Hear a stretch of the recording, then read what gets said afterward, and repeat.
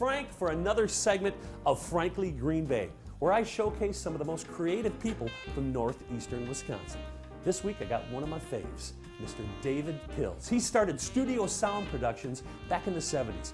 He recorded some of the most iconic bands in the area in the 70s, 80s, and 90s, and was a member of one of the most tenured bands in the area. For over 40 years they played Second Century Band. Ladies and gentlemen, I present Mr. David Pilz. Ladies and gentlemen, David Pilz. David, as you're known in the business, David K. I'm so happy to see you, my friend. Hi, Frank. I've been following your career since I was a little bitty baby. Tell me about studio sound recording. You started it back in the 70s. Tell us a little bit how you started it and why you started it. Well, you know, I had a band, the Centuries, back in 1961. We played our first gig. And, okay. I worked at a company called Stillers. Oh, yeah. And back in that era, we had Voice of Music tape recorders. And I started playing around with one of the tape recorders that we had over there. And I says, this is really cool.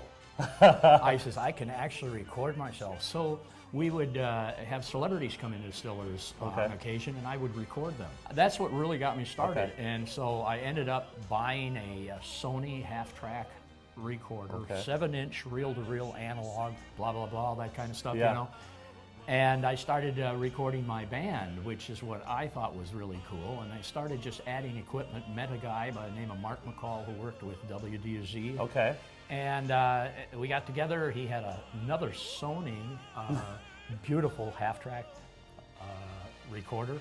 We put them both together. I built a custom console. I said, you know what, we should record some bands. This would be really cool. And now let's move on. Second Century Band, 37 years you guys were together. 1961, and in 1998 we finally said, you know what, I think it's time that we just start to see what life is on the other side, and that's exactly what we did. We disbanded. We're all great friends to this day. Yes. So 1961 and 1998 we decided to end it, and then I said, well, you know what, I was working at Henry's at that time selling some great keyboards that have synthesizer sequencing, all this fancy dude stuff that made me a soloist, and I've been playing soloist for 15 years. Because I tell you, when I look at old pictures, which you're going to have some pictures on of you, you look like Buddy Holly back then. Did anybody ever tell you that? Actually, Frank, I have my Buddy Holly glasses here, and I don't have them right on me at the moment. I was just going to tease you with them. Yes, I've gotten a lot of that lately in the last several years. Not so much when I was younger, but yeah. David K., if you've not seen him, a one-man band, entertainment, how do I say, conglomeration, and you play all over the area. Tell us about that and where you're going to be soon. Well, I'll tell you what, I was very fortunate. When we had the Second Century Band, we played many years at the Ramada Inn. Yep. And one of the gals that booked us there, Mary, she became a very good friend of mine, and her and her husband decided to open a club of their own called Tesh's Bistro. Yep. And I went over there one time just before New Year's, and I said, hey, Mary, you know, the band isn't together. Would you like to hire me for a single?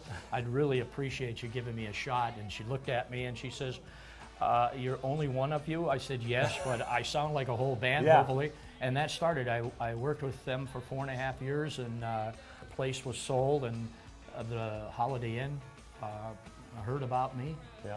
And I ended up playing for 9 years, almost years, and 700 gigs at the Holiday Inn. And that was David K. Fantastic. Folks, join us next week for another segment of Frankly Green Bay, where I bring you another creative person from northeastern Wisconsin.